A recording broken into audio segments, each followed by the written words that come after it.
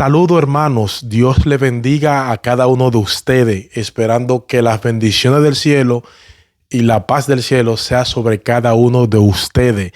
Le habla su amigo y su hermano Henry Florian. Y hoy traemos un estudio interesante que tiene que ver con cada uno de nosotros, que es la jactancia y el orgullo queda excluida. Y vamos a invitar a todos a ir al libro de los Romanos capítulo 3, versos 27 al 30. Y dice así la palabra de Dios. ¿Dónde pues está la jactancia? Queda excluida. ¿Por cuál ley? ¿Por la de las obras? No, sino por la ley de la fe. El versículo 28 dice que concluimos pues que el hombre es justificado por la fe sin las obras de la ley. Verso 29. ¿Es Dios solamente Dios de los judíos? ¿No es también Dios de los gentiles?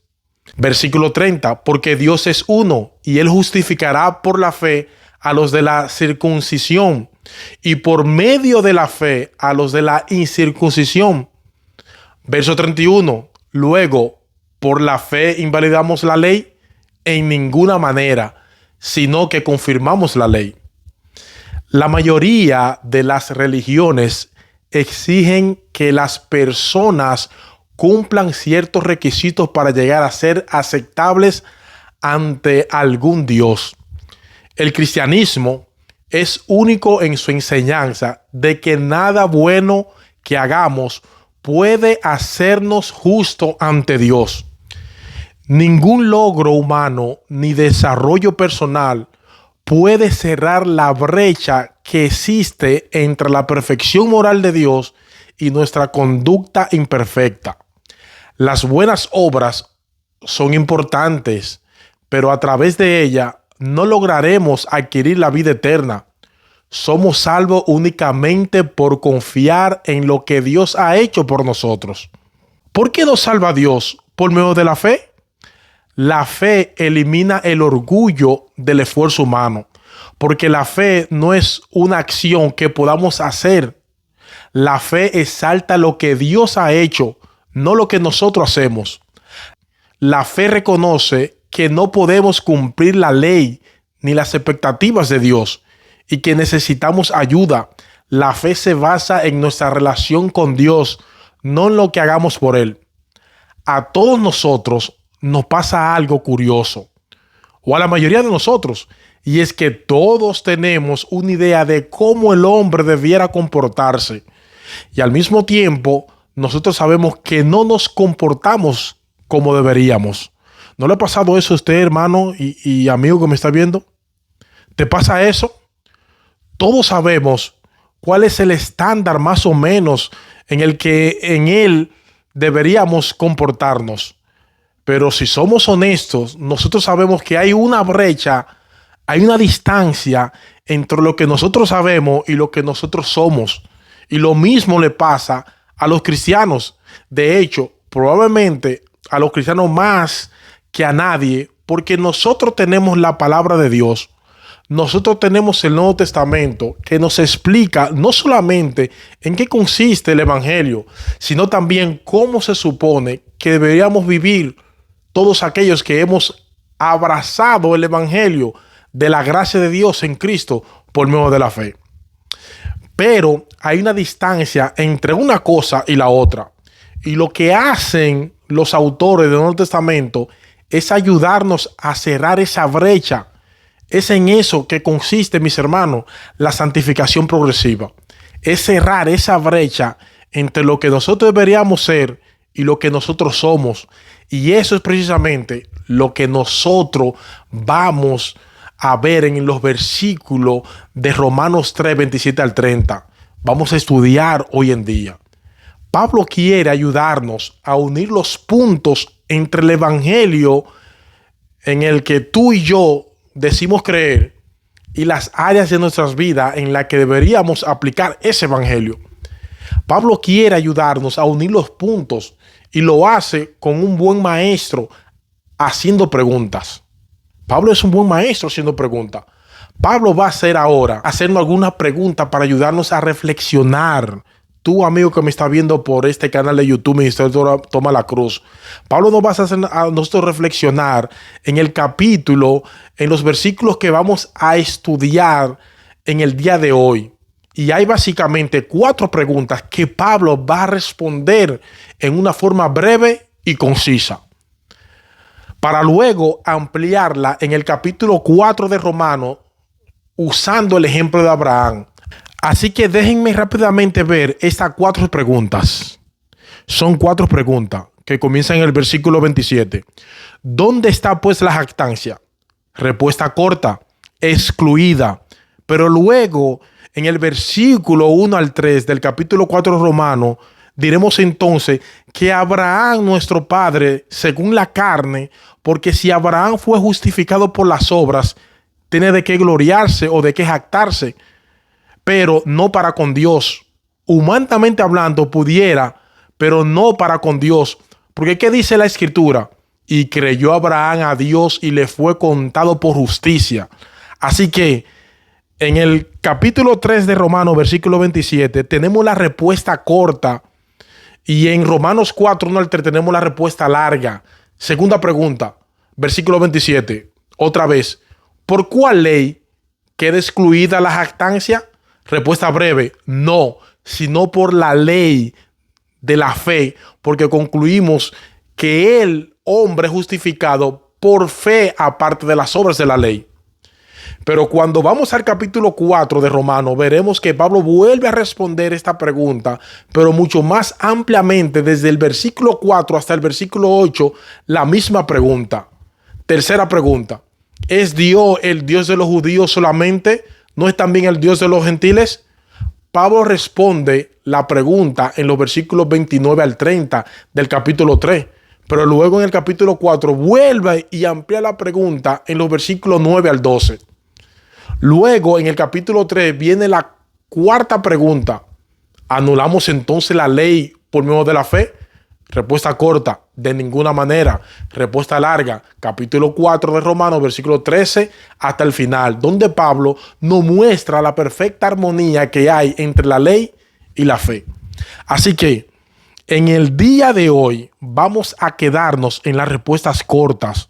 Son las respuestas de Pablo que son cortas, mis hermanos. Primera pregunta, versículo 27. ¿Dónde está pues la jactancia? Si esto es el evangelio, si somos cristianos, ¿dónde está la jactancia? Y Pablo dice, respuesta, queda excluida. Es decir, si la justicia que tú y yo necesitamos para ser aceptados delante de Dios, Él mismo tuvo que proveerla por medio de la fe en Jesucristo, gratuitamente por su gracia. Entonces, ¿hay algo de lo que los cristianos podamos jactarnos? No, dice Pablo, porque nuestra salvación depende de Dios de principio a fin. Ahora, ¿por qué Pablo quiere traer a colación en este momento de la carta de Romanos capítulo 3 este asunto de la jactancia? Probablemente por 2 razones. En primer lugar, porque él sabía por experiencia personal que la incredulidad es una consecuencia de la jactancia. El diccionario de la Real Academia define jactarse como alabanza propia, darse bombo a uno mismo, alabanza propia desordenada y presuntuosa. Lo que significa es que tú te estás alabando por algo de lo que no deberías alabarte. Eso es jactarse. La jactancia no es otra cosa que la expresión verbal de la soberbia del corazón. Es la manifestación visible y palpable de nuestro orgullo interno, de la soberbia que tú y yo tenemos en el corazón. Y es esa soberbia, es ese orgullo, es ese jactarnos lo que nos impide mostrarnos delante de Dios en adoración y reconocerle como Dios. Ahora bien, aquí yo le tengo un buen consejo para los que son soberbios, son jactanciosos y son orgullosos. Es un método práctico y rápido para achicar la soberbia, la jactancia, el orgullo. La soberbia o la jactancia es una forma particular de la discapacidad que tiene o suele afectar a gobernantes, directivos, funcionarios departamentales, guía mayores, dueños de compañía, iglesia, jefes, militares, civiles, cristianos y no cristianos. Pero también suele afectar a abogados, contables, arquitectos, ingenieros, sastres, encargados, empleados públicos y privados, oficiales de campo y casi a todos aquellos infelices mortales que se encuentran de golpe en una miserable cuota de poder. He aquí algunos consejos para no caer en la tentación. Diríjase usted a una zona rural. Elige el campo que más le guste, cerca de su casa, en el patio de atrás, en una montaña, en un río. Puede ser a donde quiera usted. Desnúdese y espera que anochezca. Cruce entonces el alambrado con mucho cuidado de no perder ninguno de los atributos de poder y camine hasta que sienta que está en medio de la soledad más absoluta. Una vez allí, levante la cabeza al cielo. Oigan eso, levante la cabeza al cielo y mire las estrellas. En ese instante usted, visto desde el espacio, debe ser algo así como un virus instalado sobre una pelota de fútbol. Piense entonces que está usted parado en un minúsculo planeta que gira alrededor del Sol y que él es nada más que una estrella pequeña entre millones de estrellas que usted está viendo y que forman nuestra galaxia. Recuerde además que nuestra galaxia es una de las millones de la galaxia que de hace millones de años giran a través del espacio. Una vez que haya hecho esto, coloque los brazos en jarra sobre la cintura en actitud desafiante y adopte cualquier otra postura que le parezca lo suficientemente cabal como para expresar el inmenso poder que usted tiene, que cree que tiene. Y escuchando las venas, estrechando la vena del cuello, grite con toda la voz que pueda juntar en ese momento: yo sí que sí soy verdaderamente poderoso. Yo sí soy verdaderamente poderoso. Luego espera ver el resultado. Si ve que algunas estrellas se sacuden, no se preocupe. Es Dios que a veces no puede aguantar la risa. Ese es el argumento de Pablo. A partir de Romanos capítulo 1, versículo 18 de la carta de los Romanos. Pero antes que nada nos responde la pregunta: ¿por qué necesitamos lo que el Evangelio ofrece? Y la respuesta de Pablo es por causa de la ira de Dios. Tú y yo necesitamos el Evangelio porque la ira de Dios se manifiesta desde el cielo contra toda impiedad e injusticia de los hombres que detienen, que restringen con injusticia la verdad. ¿Cuál verdad? Que Dios ha dejado evidencia suficiente de sí mismo en toda su creación para que los hombres tengan que llegar a la conclusión de que existe un creador delante del cual debemos postrarnos. Su eterno poder, dice Pablo, su divinidad se han visto con todo y con toda claridad, siendo entendida por medio de lo creado. Ahí están la huella de Dios por todas las cosas que Dios ha hecho. Pablo me está diciendo es que en la playa de la creación Dios ha dejado suficientes huellas como para dejar al hombre sin excusa.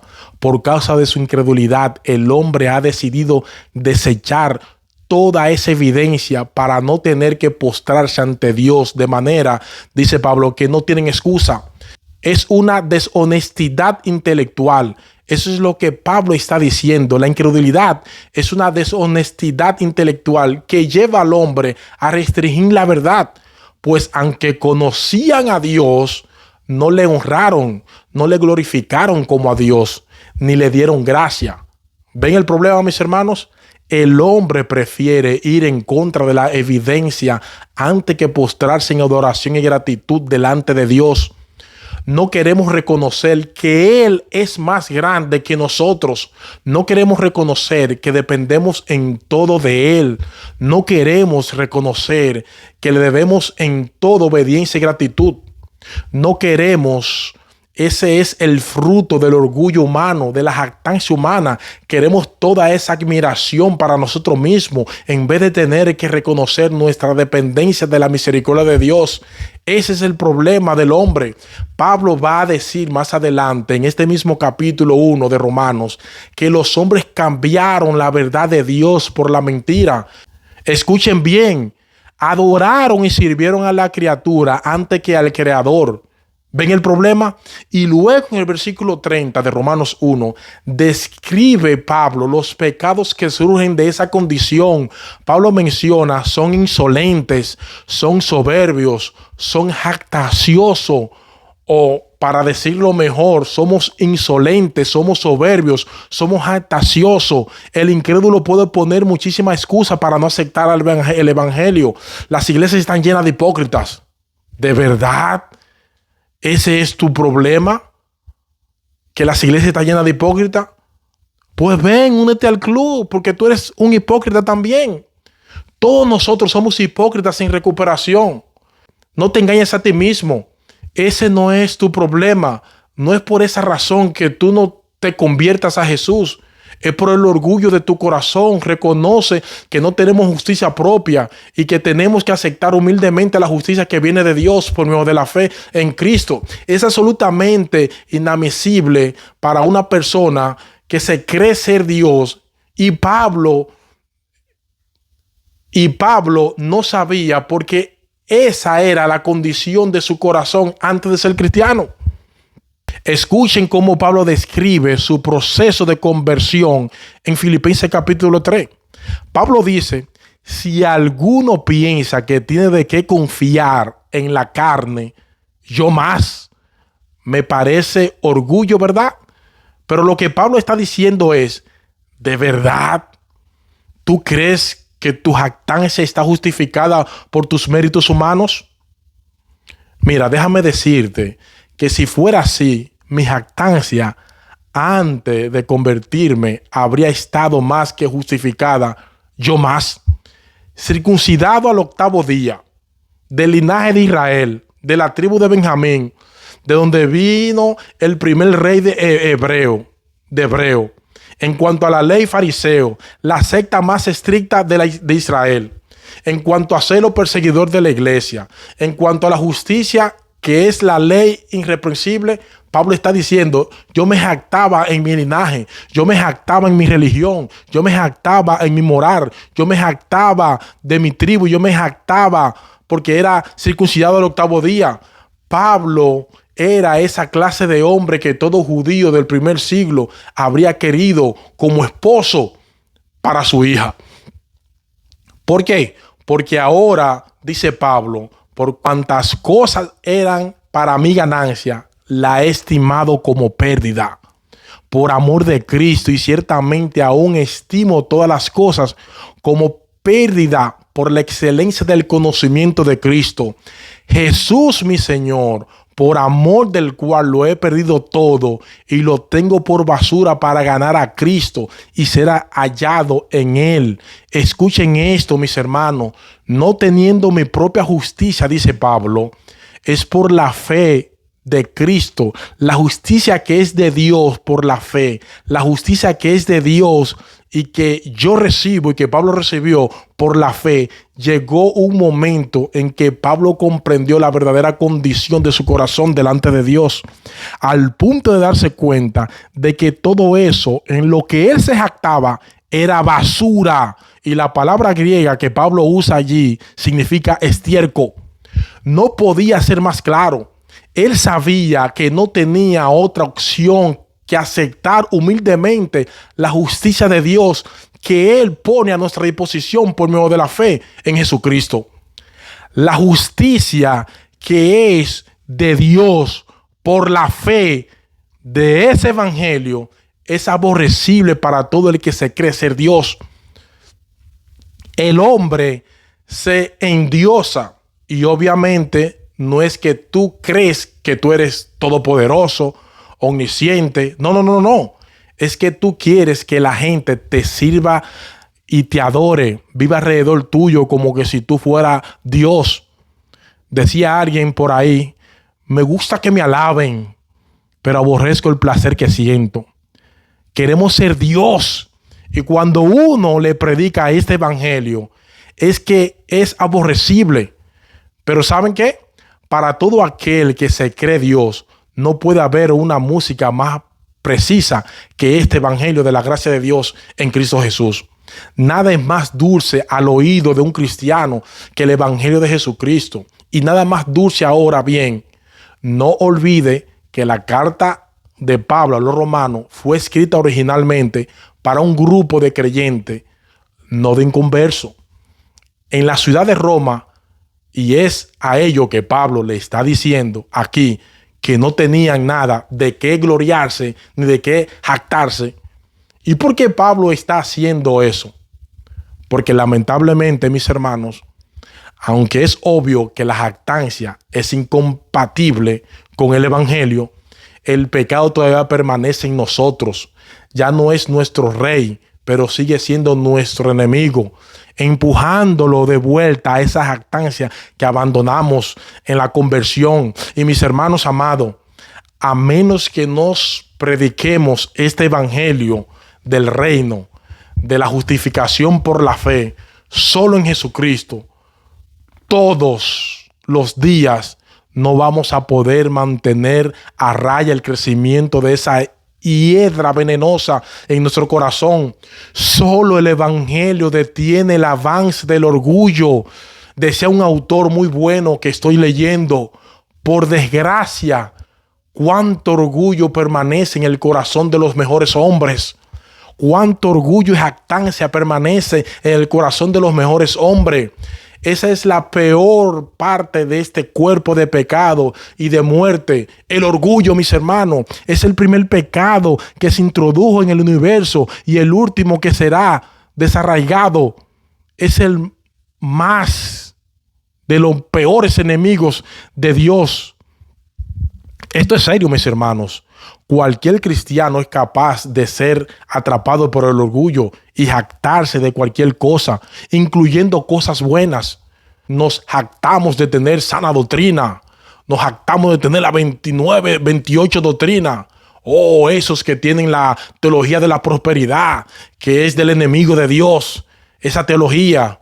Nos jactamos que somos el pueblo del libro. Nos jactamos de que soy pastor. Nos jactamos de que soy director de algún departamento. Nos jactamos de manipular a las personas. Pero cuidado, hermanos.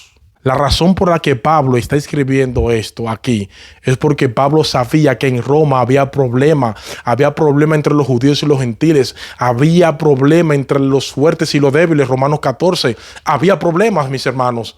Y ese problema lo producía el orgullo, la jactancia. El orgullo, mis hermanos, está ahí al acecho esperándote para darte el primer salpazo. Así que no pienses ni por un momento que por el hecho de ser cristiano ya tú no estás expuesto a caer en ese pecado. Déjame hacerte una pregunta. ¿Cómo tú sueles reaccionar cuando alguien te ofende? Yo creo que esa es la prueba de fuego del orgullo. Sea que la ofensa haya sido real o que tú creas que te ofendieron, porque muchas veces nosotros nos sentimos ofendidos sin razón. Pero sea con o sin razón, ¿cómo tú reaccionas cuando te sientes ofendido? Por favor, piénsalo en tu conciencia ahora mismo. No mira que está al lado tuyo, ni al frente tuyo, ni detrás de ti. Piensa, ¿cómo te sientes tú? Oh, Señor, perdóname, yo soy un gusano. Pero hay de aquel que te trata como un gusano. Por fin, ¿qué es lo que tú eres? ¿Qué es lo que yo soy? ¿Ven cómo nosotros no conectamos los puntos? Señor, yo sé que si tú no me das la justicia de Dios en Cristo por medio de la fe, yo me iré a la perdición eterna. Eso es lo que tú dices y crees, y yo también. Pero eso nos gobierna. ¿Acaso tú nunca te has visto buscando formas creativas de hacerte notar y saber a los demás cosas buenas que tú has hecho? Y eso es jactarse. Somos increíbles nosotros los seres humanos, somos increíbles. Pablo dice, si comes o bebes o haces cualquier otra cosa, hazlo todo para la gloria de Dios. todo para la gloria de Dios. Romanos dice, porque de Él y por Él y para Él son todas las cosas. A Él sea la gloria por los siglos. Amén. A Él sea la gloria. Es por eso que Pablo se afana en explicar el evangelio en esta carta en todo lujo de detalle. Porque solo la doctrina de la justificación por la fe, sola explicada cada día en nuestro corazón, puede librarnos de esa maldición de la jactancia y del orgullo. Tú y yo necesitamos la vacuna del evangelio, no cada semana, ni siquiera cada día, la necesitamos cada minuto. Somos salvos por medio de la fe en Jesucristo, dice Pablo, gratuitamente por gracia. Y no olviden que la palabra por gracia, gratuitamente, significa sin causa. Así que no tenemos nada de qué jactarnos, porque nuestra salvación depende enteramente de Dios, de principio a fin. Segunda pregunta, ¿y por cuál ley es excluida la jactancia? ¿Por la de las obras? Versículo 27. Dice Pablo, no, sino por la ley de la fe. Concluimos pues que el hombre es justificado por fe sin las obras de la ley. Lo que Pablo está diciendo aquí es que Dios diseñó un plan de salvación que destruye nuestro orgullo porque excluye todo tipo de mérito de parte nuestra. Si la salvación dependiera de nuestra obediencia a la ley de Dios, tendríamos de qué jactarnos, pero el hombre es justificado, es decir, declarado justo en el tribunal de Dios únicamente por medio de la fe, sin las obras de la ley. Fíjense, hermano, Pablo pudo haber limitado a decir, somos justificados por la fe. Ya, decirlo positivamente, pero él quiere evitar a toda costa que de alguna manera tú y yo mezclemos la fe con las obras. Lamentablemente, el catolicismo romano dice que la salvación es por gracia y dice que es por la fe más las obras. Y Pablo está precisamente evitando ese error. Pablo está diciendo, no mezcle las obras con la fe. Es por fe para que sea por gracia, sin las obras de la ley. En otras palabras, nuestras obras no juegan ningún papel en este asunto. Y Pablo lo va a explicar en el capítulo 4, versículo 4 de Romanos. Ahora bien, al que trabaja, el salario no le cuenta como favor o como gracia, sino como deuda. A ti no te dice el contable de tu empresa, te tengo un regalo. Ah, sí, mira, tu sueldo. No, espérate, eso no es un regalo. Yo me lo gané, yo trabajé el mes entero para que tú me diese este cheque a mí. Entonces Pablo está diciendo aquí, al que trabaja, el salario no se le cuenta como gracia, es como una deuda. Mas al que no trabaja, sino que cree en aquel que justifica al impío. No. Si mezclamos las obras con la fe, vamos a terminar minando el evangelio y encontrando alguna razón para jactarnos y sentirnos superior a los demás, que era lo que pasaba en Roma con los judíos creyentes. Si somos todos creyentes, pero yo pertenezco al pueblo escogido, y Pablo dice, cuidado, porque la cruz es el nivelador de todos los hombres. Aquí no hay nadie que sea superior a nadie, mis hermanos. Tercera pregunta. Versículo 29. ¿Es Dios el Dios de los judíos solamente? ¿No es también el Dios de los gentiles? Respuesta de Pablo. Sí, también de los gentiles. Porque en verdad Dios es uno. No hay un Dios para los judíos, otro para los gentiles, otro para el salvadoreño, otro para el hondureño, otro para el haitiano, otro para el dominicano, otro para el americano. Solo hay un solamente Dios. Dios es uno, el cual justificará en virtud de la fe a los circuncisos, es decir, a los judíos, y por medio de esa misma fe a los incircuncisos.